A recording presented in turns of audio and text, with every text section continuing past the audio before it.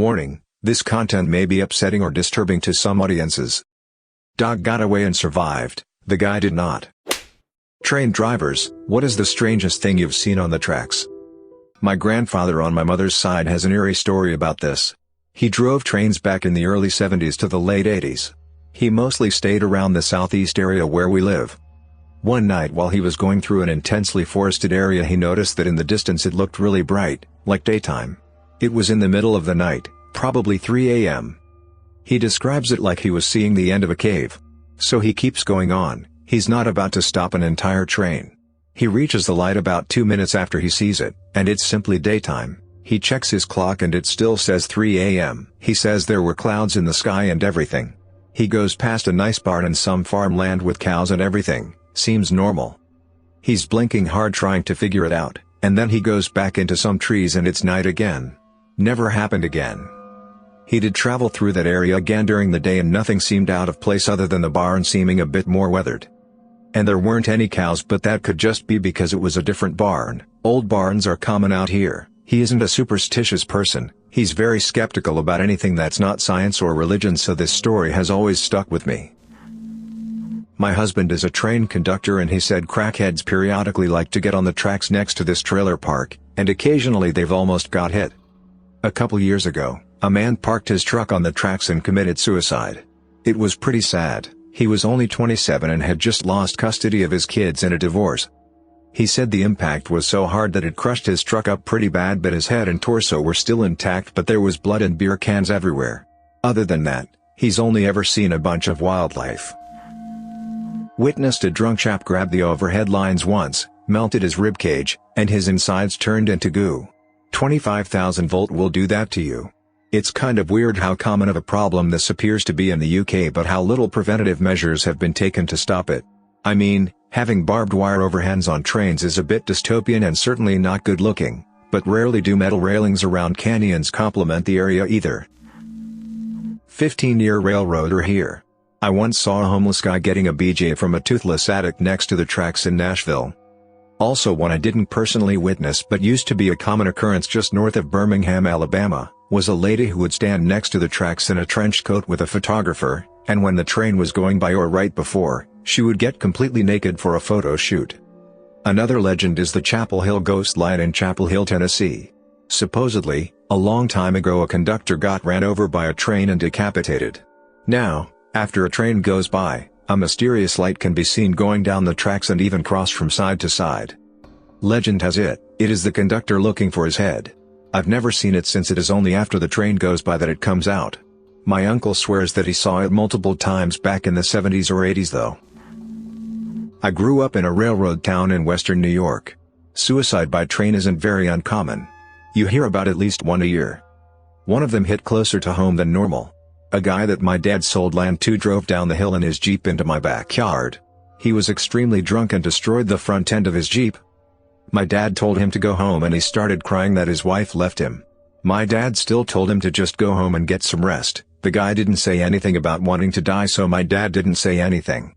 I was home visiting that weekend. I live 5 hours from my parents.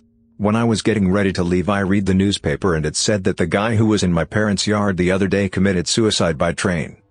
According to a friend of mine whose dad is with the town police department, he stepped out from his vehicle, walked out onto the tracks and waved at the train as it ran him over. It was super weird to me because you could still see his Jeep tracks in my parents' lawn from a few days before. Not subway but London's Docklands Light Railway. They used to have a shutdown every August bank holiday. It gave 3 clear days where major works and repairs could be undertaken from the Saturday morning through to the Tuesday morning. We were putting new equipment trackside and on the Saturday morning we were walking along the track measuring distances etc. Ready to do the install of equipment on the Sunday and Monday. As we were walking, we noticed a woman laid across the tracks with her head on one rail and her feet on the other. Of note is that the DLR has a 500-volt DC third rail, which of course was off due to the shutdown. Also the trains are automatic and have no driver, most of the time. We walked towards the woman, who had seen us but didn't do anything. When we were close we asked her what she was doing and told her she couldn't be here, it's illegal to trespass on the railway in the UK. She turned her head and said, "I've had enough, next train coming is going to end it for me." I said, "Well, you're going to have to wait until Tuesday, love, there's no trains this weekend."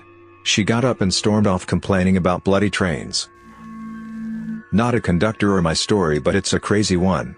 I think it was AskReddit that had one a couple of weeks ago asking crime scene cleanup crews about the worst thing they've ever seen, and someone commented and said they had to clean up a body that had committed suicide by train. They looked everywhere for the head and couldn't find it, so eventually they took the body to the morgue. The examiner happens to see a wisp of hair coming out of the chest and looks closer and see that the guy wasn't decapitated, but his head was shoved down into his body like he dove into the oncoming train. I've seen a lot of stuff in law enforcement, but that one got an audible what the hell out of. Not a train driver but former Wendy's employee who needs to share a story. Closing up at 11 p.m., a co-worker goes out for smoke and comes back freaking out. There was a naked homeless guy laying in the middle of the track next to the store jacking off and screaming like he was in pain. This track is often used as it runs straight through town. Anyone heard of Ottawa, Illinois? So many trains, so we called the cops and he was completely unresponsive to them. Still screaming and jerking it, guy's completely paralyzed all over, stiff as a board. They call paramedics and they put him on a stretcher, still locked up jacking and screaming. Turns out dude was like a human crack rock, and that's what he was. Guy decided to commit suicide by standing on the tracks, but he wanted his dog to go with him. The dog broke away, he would chase it down, drag it back onto the tracks as the train is bearing down. All horns, bells, lights going. People in the picnic area nearby are freaking out, passengers leaning out windows seeing this weird scene repeated 3 or 4 times. Dog got away and survived, the guy did not. All passengers had to be debarked and bussed to next stop. FTA really brings things to a halt when there's a human death. I work on the railways in the UK, mainly in the northwest of England, and I've seen strange things. First would be years ago, doing some work near Liverpool, when I get a shot from a mate to come and have a look at a fake skeleton that someone had thrown over the wall. Turns out it was a real skeleton of a man who had escaped the psychiatric ward of the nearby hospital 10 years before. Second, doing some devegetation work, in a place called Parbold, cutting everything back to the boundary fence which is then supposed to lead onto unknown woodland. Cleared a big section of bramble and hawthorn to the fence, and then through it we could see another mesh fence, about 25 meters long, but it also had a mesh roof, so kind of cage-like. Interested, I jumped over to have a look and found it was in fact a giant cage somebody had built, and it had 4 or 5 dog cages inside. Place looked like it hadn't been used in a while as it was heavily overgrown. And I know it doesn't sound too strange, but on top or next to every dog cage was a pile of clothes, including shoes and other things that made it obvious the cages weren't used for dogs. Felt quite uneasy being there, so we finished the job, went home and never went back. Third, found an old safe that looked as though someone had thrown off a bridge. Got the disc cutter on it to crack it open, and guess what we found? Dildos and vibrators. About 15 of them. Weird. Fourth, deveg work again at Poulton Le Filed Station. Cleared an overgrown area of railway land ready for a new loop line to put in. One of the houses at the back of this land had claimed it for themselves to extend their garden. Found they were using this garden extension for a sizable weed crop. Obviously I ain't no snitch, so I kindly let the fella know his crop is about to be replaced by a railway track and that he should move it ASAP. Fifth, night shift in Kendal. Drove to an access in the middle of nowhere. Seen loads of cars parked up and thought it was weird as there were only meant to be a couple of lads turning up and they're always late. Get out my car anyway to go see what's what and end up interrupting a massive dogging session. Not me, but one of my colleagues had a double fatality. Couple having sex on the tracks. Only thing was, the coroner's report came out and the cause of death for the woman was not the train. And time of death was approximated as an hour before the incident.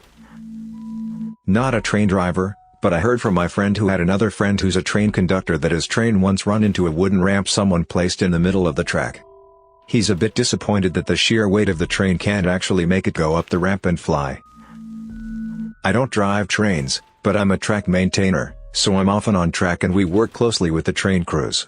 That being said, most of my action happens in the city where we have a yard next to the Love Tunnel. Besides used needles and condoms, this tunnel has given us a bunch of goodies: 2 men, dressed as what aliens might think women look like, just reaming each other. Like legit, 20 pumps and switch kinda deal. At least they weren't selfish lovers. A heroin hang where the peeps had an old cassette player. They just kept playing You Sang to Me by Mark Anthony, rewinding it, and playing it again. A dead guy surrounded by a veritable pharmacy of pills. Various women of the night. And, When we showed up at night once, a seriously looking drug deal right in the middle of our yard.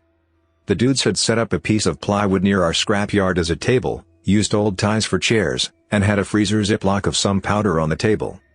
We watched from our truck, but they didn't seem like the kind of fellas you politely ask to leave. They conducted their business in an orderly fashion and walked off towards the tunnel. Kudos for them.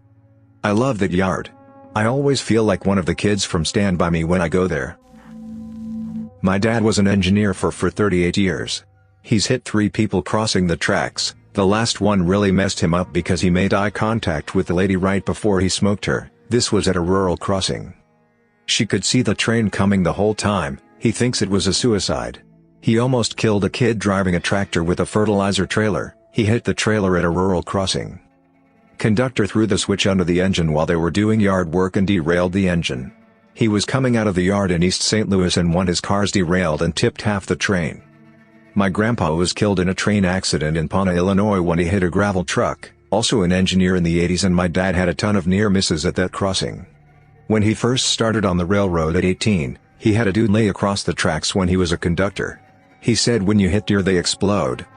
Once had a dude walking his dog off leash near the tracks. The dog panicked and started running down the middle of the tracks. They basically ran the dog down and watched as this dude went back and forth, almost jumping on the tracks trying to save his dog, almost killing himself. They had some guys from Canadian Pacific fill in, and apparently up north if you hit a moose, it can come in the cab of the engine and kill you. My dad was a train engineer for his entire career. He said one of the worst things was when people would try to cross the tracks when the train was moving. The worst was when a couple passed a toddler between cars while they crossed. That story gets him wood up. He has great stories about finding people in freight cars and feeding them whatever food he and the crew had on them and telling them how to ride safely. The thread has already derailed into anyone who's been on a train telling their story, so I'm going to tell the story of a thing I was careful not to see, but that plenty of other passengers did. When I was a teenager coming back from school by train, there was a thump sound and a moment later the brakes went on and the driver barely made an announcement that there had been an accident before heading through the train in tears to get to the guard at the far end. It was a suicide at a notorious crossing. We ended up waiting on the train for about 45 minutes before being taken off through a door in the middle of the front of the train and on foot up the track. I kept my eyes straight forward the whole time, but apparently there was blood over the train front. What amazed me was the number of people who literally forced the doors open in order to have a good gawp, even to jump down onto the tracks. There were staff with plastic bags looking for parts of the body up and down the track, and passengers who could easily have avoided the sight being burned into their memory were queuing up at the door to take a look. I felt awful for the poor driver. Not a driver, but have a wholesome one. A relative of mine is a depot clerk and some guys brought in 2 kittens they found in a boxcar. Young enough that their eyes hadn't opened yet. She ended up in a foster-to-adopt situation.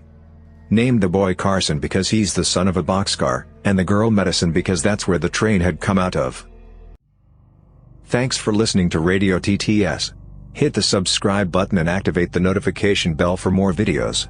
Click the right box for the Creepy Reddit Stories playlist. Share your own stories in the comments below.